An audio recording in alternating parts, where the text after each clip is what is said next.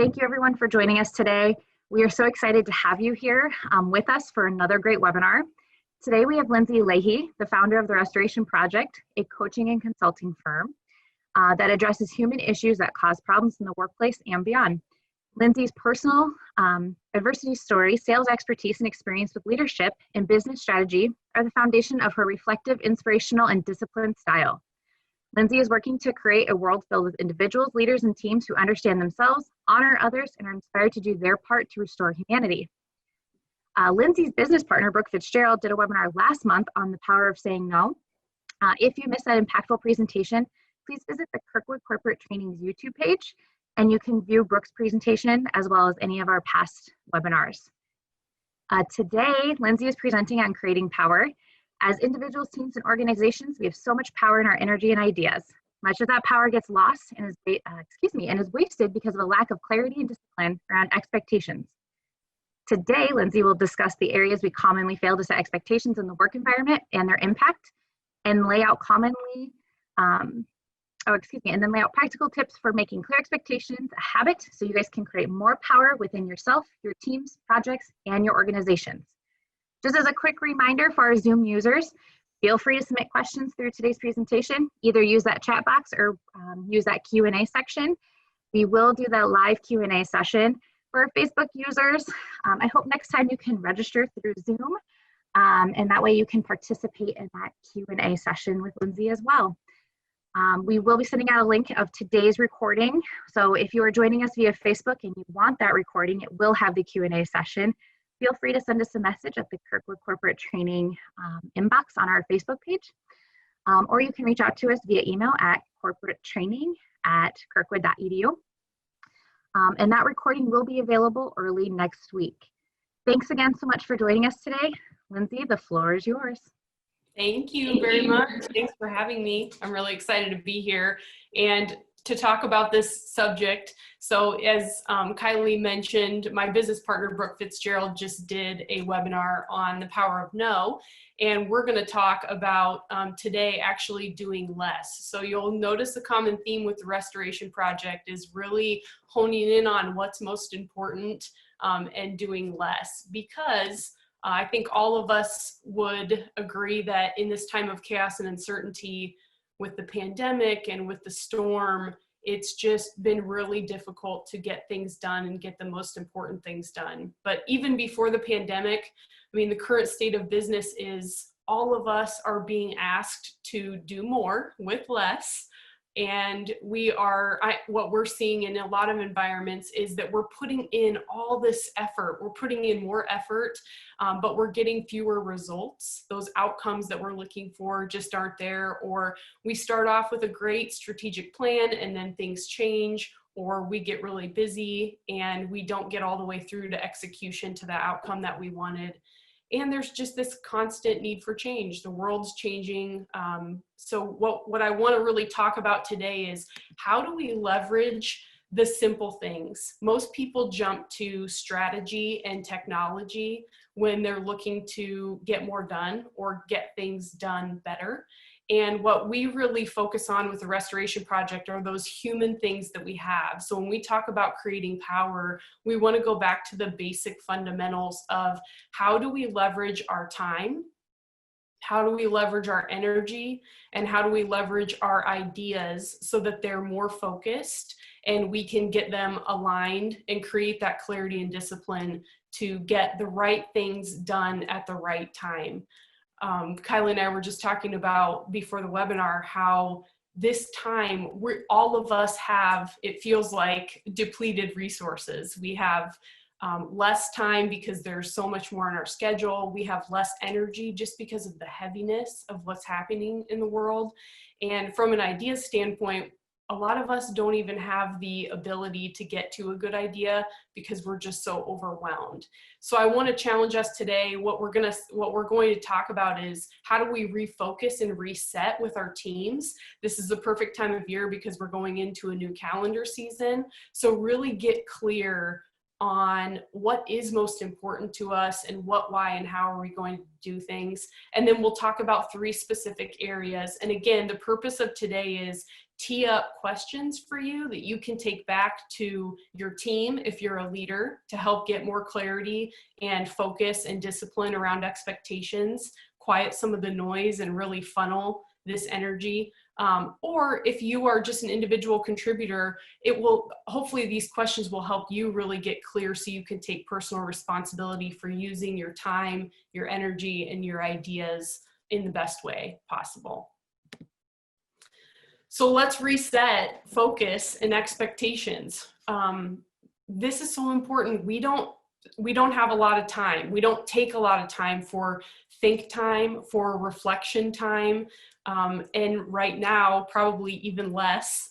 We are just scrambling to make up for what we lost in terms of business in the pandemic, maybe with the recent storm. So I would challenge each of us every day, at least every week, but if you can, every day, just a quick huddle on what is most important today and why.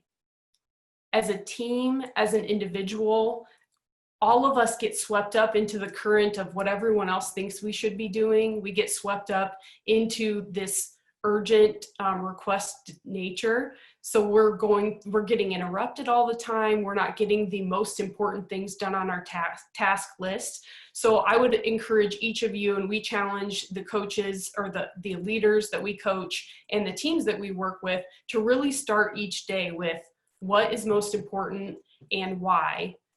Even thinking about what's changed. And then as a team or with your spouse, I mean, these things are very applicable in our normal everyday lives too.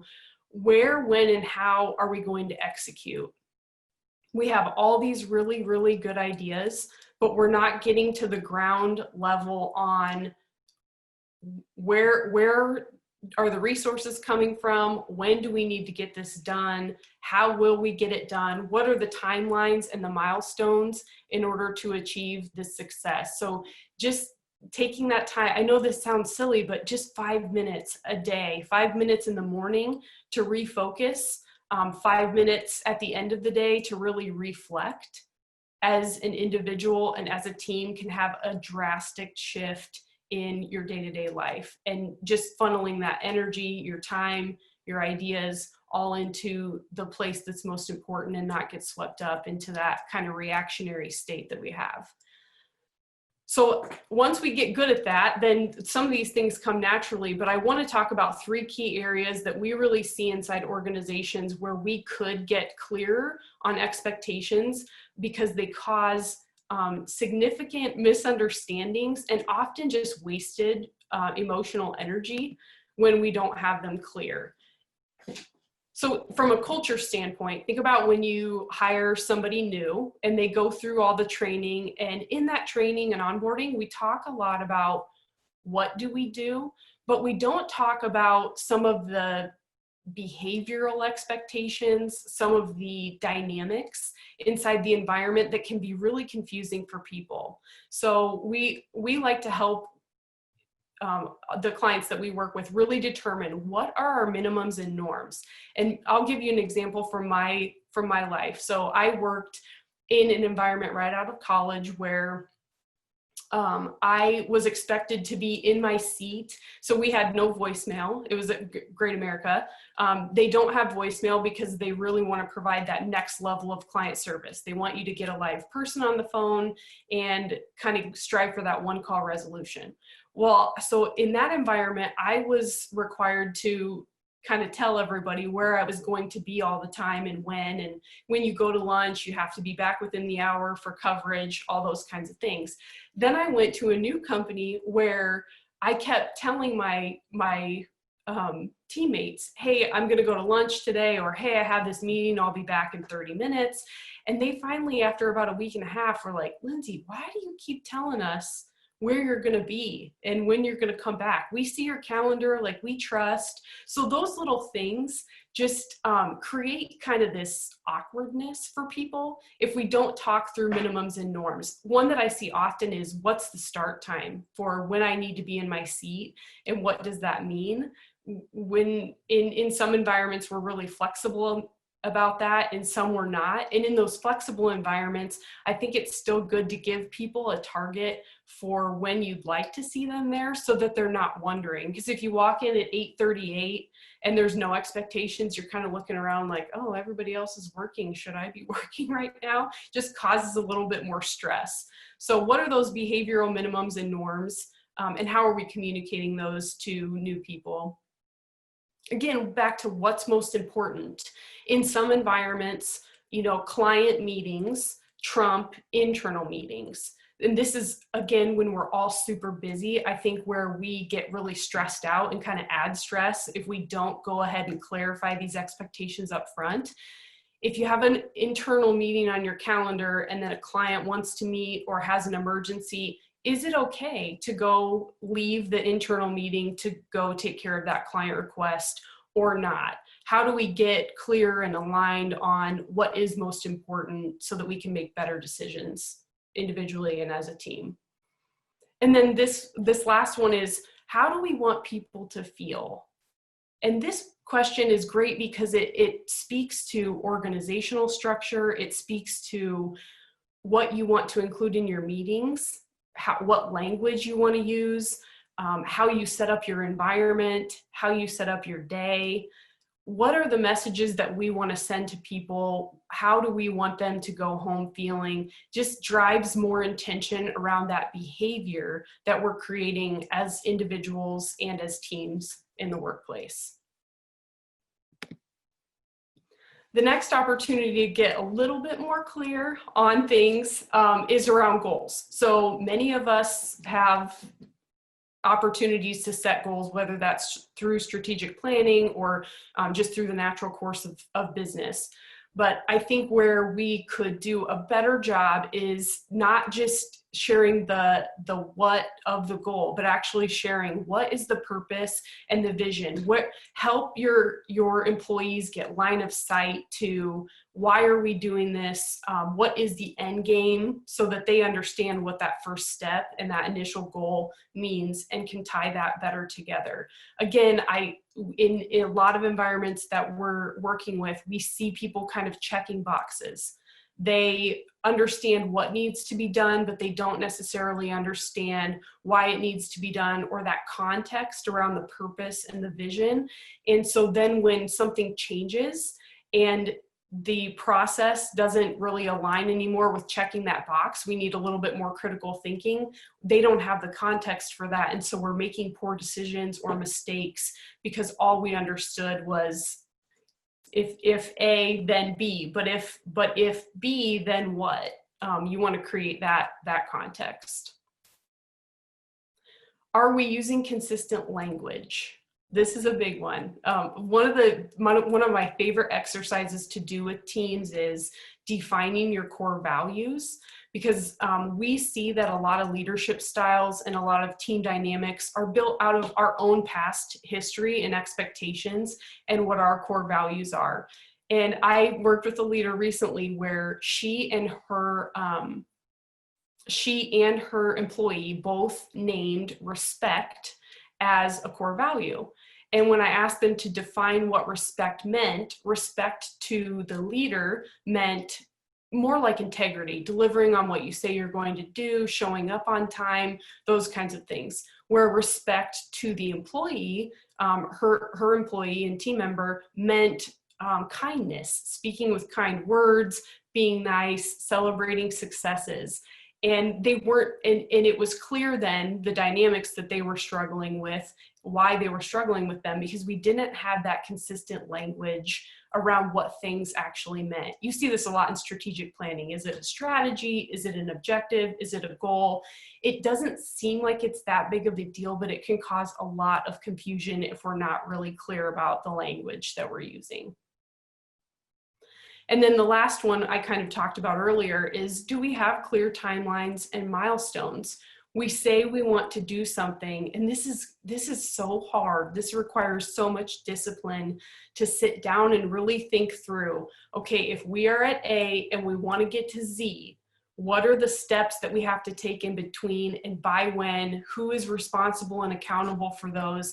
And then probably most importantly, what's our check-in mechanism and our measurement to make sure that we are making progress, and how often we are revisiting that to make sure to know maybe something changed and this goal doesn't make sense anymore, but really chunking that out into clear timelines and milestones. And that's a gift. Some people are very visionary and they know what the end game should be, but they're not good at that chunking in between. So look within your team. If that's not a skill set that you have, you're very visionary, look within your team to help line out what are those clear timelines and milestones. Another great opportunity, and again, I'm going to kind of focus this one now on personal responsibility, is around roles. I see this all the way to executive leadership. How do I add value, especially when people change roles? So I work with a CEO, a newly appointed CEO, and he came from leading a division. So his scope, the things that he thinks about, the information that he looks at, the conversations that he has, the meetings that he needs to be involved in, all those small kind of mindset, attitude, and behavior pieces needed to evolve to put him in the right place to be an effective CEO from where he was before. So we talked a lot about how do I add value? What's my unique skill set? What do I need to be thinking about in your role? Really thinking through what are strengths, and also what are your weaknesses? Where do you excel in your role, and where do you need help? How do you find that help so that you can create that value in a larger way? There will be things you'll take on roles where you can't be good at everything. It's just not possible. That's why we all need each other and to create that community. So thinking through how you uniquely add value to the team and how you uniquely add value in your role will help identify some of those other areas where maybe you could get other teammates to jump in and help. Why is my role important? This one's really good, obviously, to understand in uncertainty and chaos so that you feel like you're contributing. But it's also important from how do we tie what we do every day back to that bigger vision and mission of what we're trying to accomplish. Right now, when things are tough, I mean, so many businesses are suffering and struggling. So many people are super stressed out. This becomes really, really important. We want to know that every minute that we're investing in our life is for something good, is for something important. And so again, this is kind of a feely thing, but sitting down with people and not just talking through what their job description is, but really how does it contribute to the overall goals of the company is such an important step. And again, you'll see we're trying to reduce the emotional waste happening in the workplace and really focus that energy. We want people coming in with a positive mindset, which kind of leads to that third bullet. And that is, how do I need to show up today? Who do I need to be for my people? This is a big one for me personally, because I would get so focused on the work that I would kind of wreck people in the aftermath. And I'll give you an example. So when I first became a leader, my background is mostly in sales, but when I first became a leader, I got called an aggressive B on my 360 review. And I was shocked because I wasn't thinking about how I was showing up. I wasn't thinking about who other people needed me to be, what kind of position they needed me to take in meetings, what kind of conversations I needed to have. I was used to doing, and then I transitioned into that leadership role, and I was still just doing and kind of rolling over people, and I wasn't getting consensus, and I wasn't careful about the words that I used and my demeanor and my energy. So getting really thoughtful at a human level about how do I need to show up, or maybe more importantly, how do I want to show up? Who do I want to be? What do I want people to think, say, and feel about me? will really drive that mindset, attitude, and behavior so that you can live and work with more intention. And if we're all doing that together, then we start to have these awesome conversations about why we do the things that we do.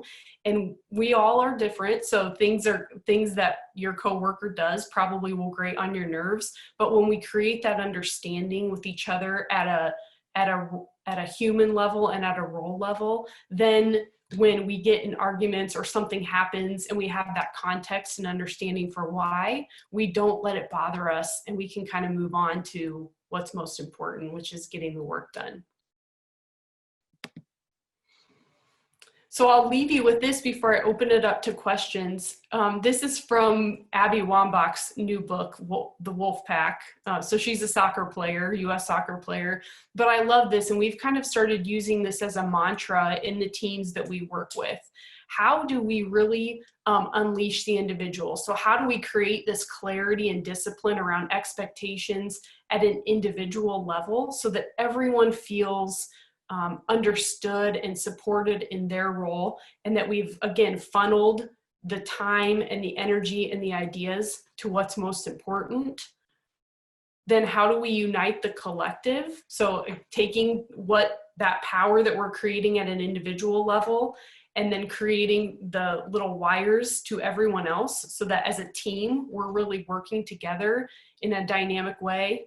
That really has the power to change the game. And it all starts with really understanding what people do and why they do it. That's the source of the power. If we can get clearer and more disciplined about what we expect of ourselves, what we want for ourselves, what we expect of others, and what we want from others, then we can really change the game and up level. And that goes for our personal lives too.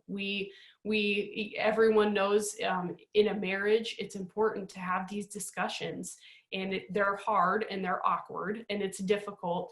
But if we can really do that, understand each other at a human level, then a lot of the problems that get in the way of every day just kind of take care of themselves if we can be clear with each other. So I will open it up to questions, and as we go through this, we wanted to talk about an upcoming event. So I guess, Kylie, you want me to click on this? Yes, please. Thank you. So guys, we have this event coming up. Some of you may be familiar. It's called Instructor Showcase. We run them 2 to 3 times a year. You guys get a nice little treat that Lindsay and Brooke are presenting as their dynamic duo on October 29th. We have several other trainers that will be presenting as well. It's a quick snippet. It will be virtually.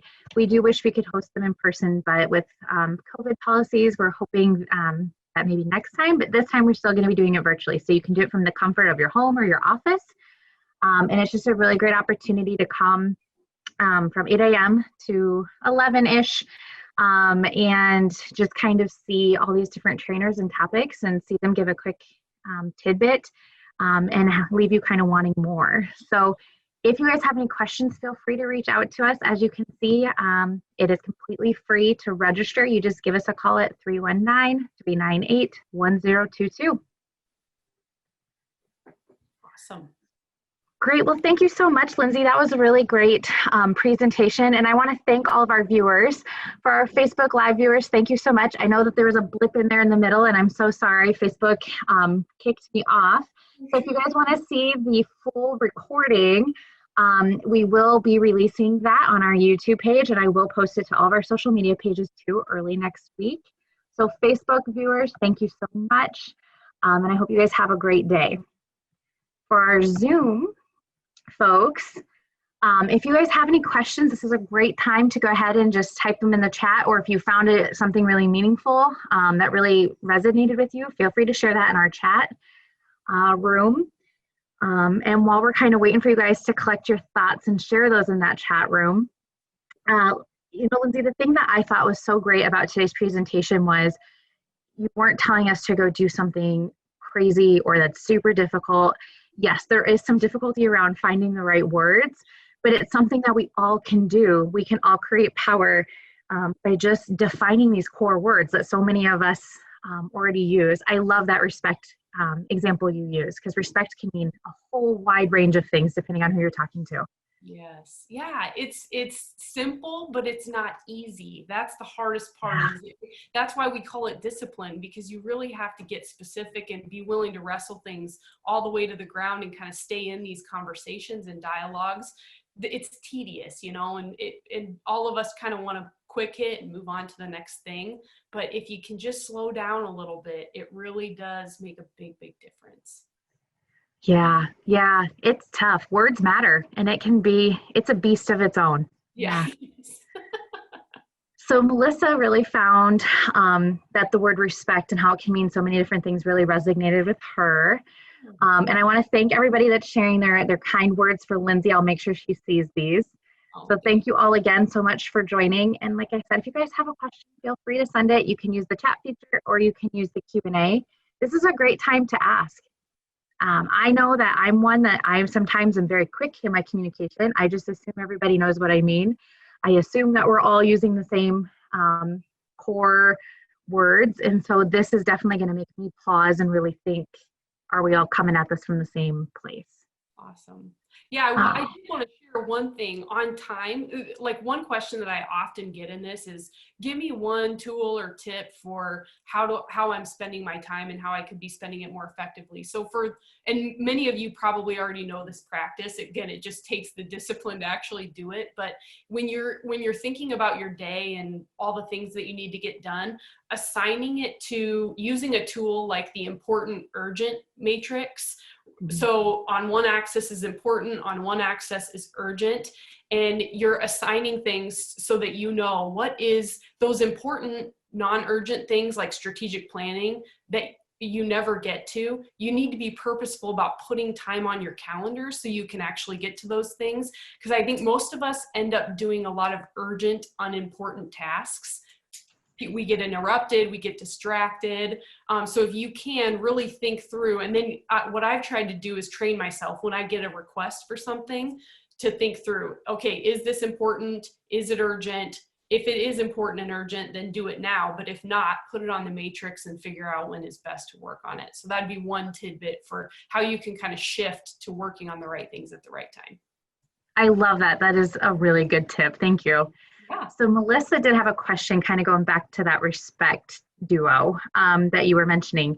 Did those two have a good relationship going into that conversation? They did. I think that there were, so one example I would give you is that the employee would end up not following through on certain things because the dynamics had changed. So they would set a goal, and then that thing that they said they needed to get done didn't really seem important anymore to anybody, but she didn't close the loop with her boss on why she didn't do it and why she didn't follow through on it. So her boss felt like she was disrespecting her by not closing the loop and following through on it, when this person just thought, well, this isn't important anymore, so I'm not going to do it. So that small thing, reminding the employee, hey, even if you're not going to do it, make sure that you close the loop with your boss about why you're not, that changed their relationship pretty tremendously. They have a good relationship, but just the frustration and interaction, I guess I would say. Yeah, I can see how that would really take that relationship kind of from good to better, and they can keep working towards best, which is just phenomenal. The other thing that that really resonated with me that I made a note about was talking through the minimum and the norms. I know that I kind of paused when you said that, because it's not very often we talk about what's the minimum expectation, because I think everybody tries so hard to be a superstar, to be that rock star, to just, and I think that's just kind of ingrained in how so many of us work today.